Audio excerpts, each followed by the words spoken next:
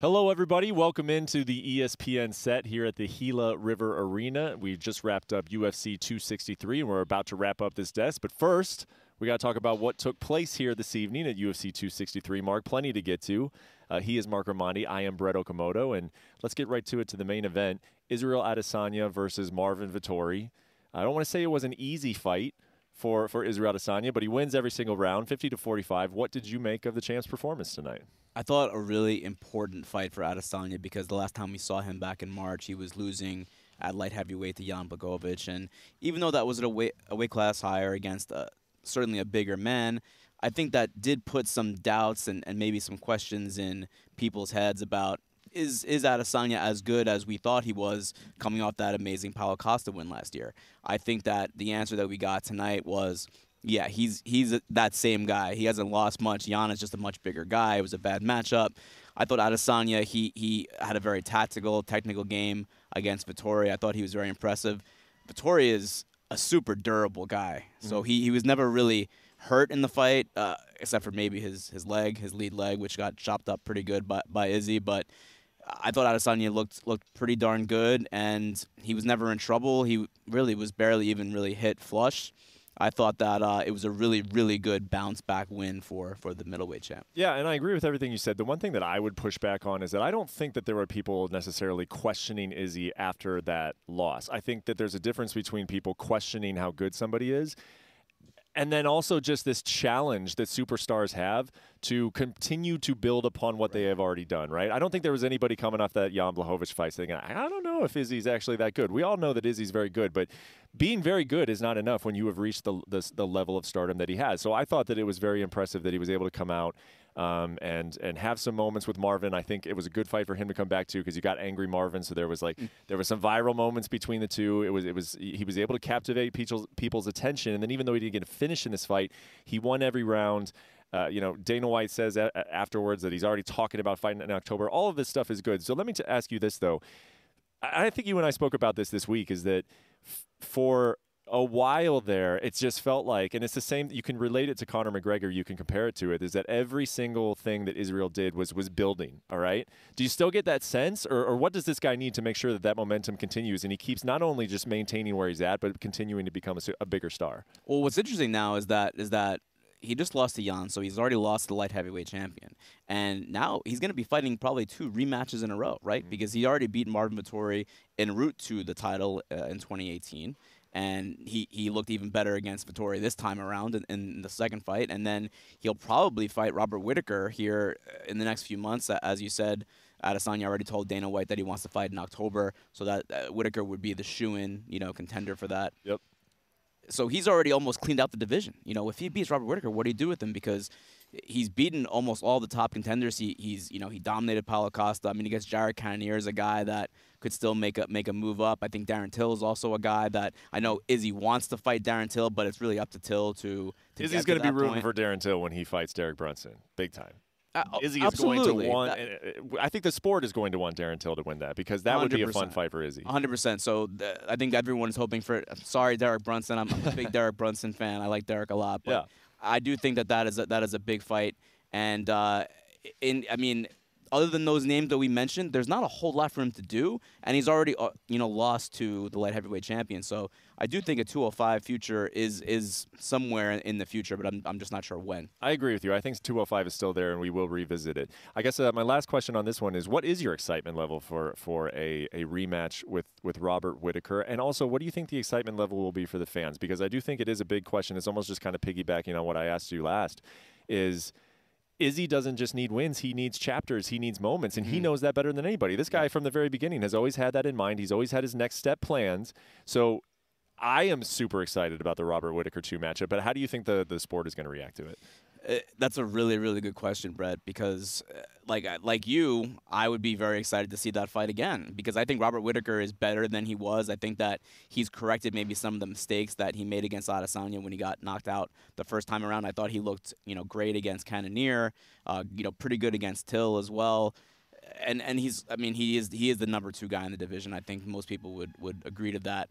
As far as selling that fight again, that's going to be a little bit more difficult because they sold this fight this week because Vettori was, I mean, he sold it himself. He was very angry. The press conference was wild. He was going crazy. The fans wouldn't let him even like say anything without booing him out of the building. That's not going to happen with Robert Whittaker. So I don't know what the story is outside of, but hey, both these guys are really, really good. These are the top two guys. Yeah, it's tough. I think that the one way to promote that fight, Robert Whittaker's got to open up, and he's got to do the one thing that all fighters hate, but he hates especially. He's got to make some excuses about that first fight. Say, I wasn't into it. I was not into it. I was burned out. I didn't want to do MMA anymore. I think that's why the guy beat me. Now, since I rekindled my passion, I've been unbeatable, because that really is the best storyline that there is between these two.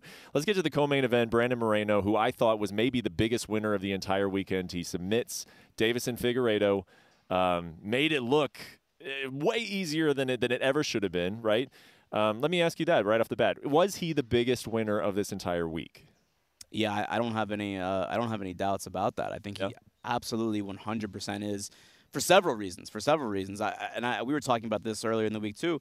I was really, really surprised about the reaction that he got all week here in Phoenix, and I guess we're in Glendale now, but in Arizona in general. Yeah. He is a legitimate star, and I know the reason. I mean, I know that there is a large Mexican and Mexican American population here in Arizona, but that doesn't always factor in, right? I mean, if the personality is not right, if the person's not right, they don't always get that kind of reaction. Well, Brandon Moreno got a star reaction, almost to the level of an Adesanya or a Diaz all week here, and then he followed that up by becoming the first ever Mexican-born champion in the UFC. So, yeah, talk about big winner. I mean, it doesn't get bigger than what Moreno did this week. Yeah, and there's obviously a ton of potential here to build Moreno as a champion, build him as a star, make him more marketable. I mean, there's a lot to work with here, but how do you keep the momentum going with Brandon? Because he comes off two amazing fights. I shouldn't even say fights. One amazing fight, one amazing performance against a guy in Figueiredo that we were saying was in the top 10 pound for pound, some of us. And now all of a sudden it's like, all right, and now he's going to fight. Who's he going to fight? I mean, how do you keep the momentum going with Brandon Moreno? It's a really good question, because that division it's tough. There's a lot of very good fighters in that upper echelon. Even like a guy like an Askar Askarov, it would be a very tough matchup for Moreno. I think they fought before, right? And then split draw. Yes, exactly, it was a draw. Yeah. So there's not a lot of easy fights coming for Moreno, and that will be the key for him. We're talking about him being a star. You know, we're talking about him maybe headlining in Mexico, or maybe even headlining in the Southwest or in Southern California or Chicago, places that have Mexican American populations. But it's up to him now to kind of follow through and then win his next fight and defend the title, not just win the title. Yeah, I was just so impressed with him, man. And speaking to him afterwards, and he said that after the first fight against Figueiredo went the way and did, he knew that he was going to get a rematch. He just didn't know when. So he just basically started camp. He's been in camp now since January, and I think that obviously that showed in his performance. And I think that Figueiredo will probably, that third fight will certainly happen at some point too. I think they'll do the trilogy. If Figueiredo stays at 125 pounds, and I do want to ask you about Figueiredo, I don't just want to move on from this fight without, give Moreno all the credit in the world. I thought that was an A+ performance. It was the performance of his career, especially like we've been talking about it this fight week. All the times that he was doubted and that he was cut from the UFC 3 years ago, and now here he is as their champion, and we're talking about him as a potential star. But Figueiredo was that guy. I mean, just recently we were saying that this was the guy who was going to lead the flyweights into a new era. What happened with him? Did you feel like his performance was poor, or did you think it was all Moreno tonight?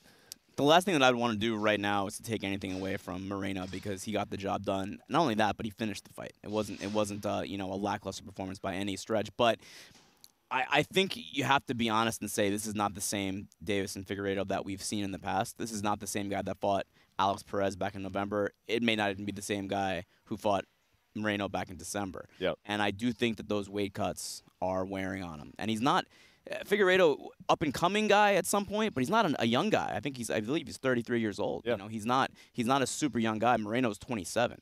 So I do think 135 could be in the future, or maybe just figuring out a better way to do it. Maybe getting a nutritionist. Maybe really, really dedicating himself to making that weight, because I do think he looked depleted today in the cage, and he didn't have. I mean, just look at the tape and the comparison. He used to come out in the first round like gangbusters and try to end people right away. Yes. He did not do that tonight. Yeah, no, I do think that Figueiredo, you can't just put it on the weight. I also want to give Brandon Moreno credit, not because of just how he fought tonight, but also I thought, and actually Brandon said this to me as well, that that Deiveson was still a little frustrated by the fact that he couldn't get him out of there last time. I mean, you had a guy who's knocking people out in the first round, submitting Alex Perez before Alex Perez even knew the fight was going to the ground. And then all of a sudden, he lands his best shots against Brandon Figueiredo for 5 rounds and wasn't able to get him out of there. I thought that when he shoved Brandon Figueiredo at the weigh-in or at the press conference, and sometimes we make a big deal about these things, they end up being nothing. I think he was trying to bully him. He was trying to assert himself as like, hey, I'm still the guy, but he didn't walk out and fight like he was still the guy tonight. And Brandon said the same thing. He said, once he shoved me at the press conference, I knew that I was going to win this fight, which I thought was super interesting. Okay, let's talk about Nate Diaz and Leon Edwards. This was a fight we were all looking forward to, of course. Some of us thought that the fight was going to be fun, but maybe not so competitive. Actually, let's start there. Was this a competitive fight in your eyes?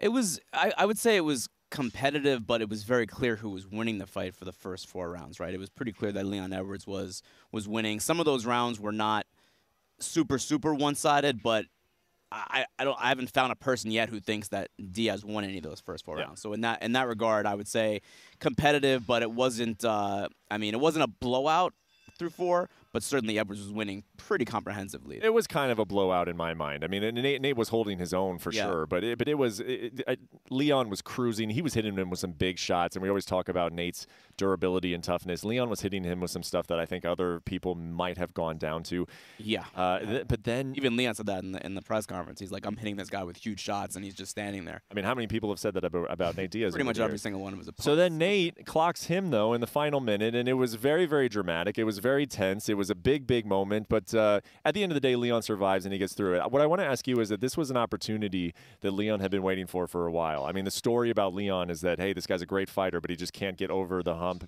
in terms of popularity, in terms of name value. So this was a big fight for Leon, even though, he was a 6-1 betting favorite going in. Did he do enough? Is he going home tonight thinking that this was a win, that he got everything that he wanted to get out of this opportunity against Nate Diaz? For the most part, I would say yes, but of course, it would have been huge if he could have finished Nate Diaz. If he could have found a way to finish that fight, it really would have stamped it. And who knows, it maybe could have even gotten him over Colby Covington in that #1 contender slot for the welterweight title against Kamaru Usman. It probably did not quite do that. Dana White said at the press conference that Colby is still #1 contender. Yeah. That's not entirely surprising. But at the end of the day, I still think if you're Leon Edwards, you take the W, especially a guy who has had a hard time getting in the cage the last 2 years, and the last time he did was was a no contest against Bilal Muhammad with an eye poke. So I think you benefit a little bit from being in there with Nate Diaz. There were more eyes on you. You got the win. You looked really good up until the 5th round. Yep. I think he takes the W. I think if there was an opportunity for Leon to jump ahead of Colby, it was going to be by getting the champion on his side, because Kamaru has had a little bit of a say in who he fights now. The UFC listens to him, which you can't always say about the champions. But I texted Kamaru after the fight, and he said that ain't going to do it. So I guess Leon, I don't know. I mean, I don't know if he ends up taking another fight or not before he gets a title shot, but he is right there, and I agree with you that this is overall a win. I think he's probably a little frustrated with himself that he got clipped, and that'll be a big talking point after this fight. But long term, this was a great night for him. Let me ask you one final question on the evening. What is next for Nate Diaz after this? Ooh, that's a really good question. Probably the after party and smoking the after party with every person in Arizona. For 209. Yep. He invited Leon Edwards to the after party. He invited him. Leon said after the fight, you're a soldier. And Nate's like, I don't come to the after party. And Leon's like, I think he politely declined. Yeah. I mean, what a vibe that Nate has had all week. Do you think Nate truly cared if he won this fight or not? And I say that with a little tongue-in-cheek. Of course he wanted to win, but do you think he truly cared if he won or lost this fight? He said at the press conference that the reason why the fight got pushed back from Houston last month is because he got cut in training. And he got cut, and it kind of derailed his training camp, and he kind of lost a lot of motivation. So I think maybe we saw a little bit of that this week where he was just kind of chilling. But to me, he doesn't lose anything. In fact, I think he maybe even gains some stock from this loss, because he almost finished Leon Edwards in the 5th round, which is completely absurd to think about that almost happened. And I think that we'll see what happens with McGregor and Poirier, and I do think that the trilogy with McGregor is always going to be there, and it'll always be a huge fight. Could happen later this year, maybe. I think that a Masvidal rematch is still really big, and any fight that Nate is in is a big fight. It's just a matter of picking the opponent that makes the most sense. Look into your crystal ball and tell me, does Nate Diaz fight Conor McGregor at the end of this year? I think he does. I think he does, too. I think we're going to see Nate Diaz versus Conor McGregor trilogy at the end of the year, but we will see. We've said that before, and it's been about 5 years since the last time they fought, and we've said it multiple times over the last 5 years. So I think Nate would be the favorite in that fight right now, too. Maybe. It depends on what happens on July 10th. But we are out of time. We appreciate you guys sticking around with us after UFC 263, and we will see you again next month for a very, very big one. Conor McGregor takes on Dustin Poirier for the 3rd time in Las Vegas. We will see you then. Thank you for watching ESPN on YouTube. For live streaming sports and premium content, subscribe to ESPN+.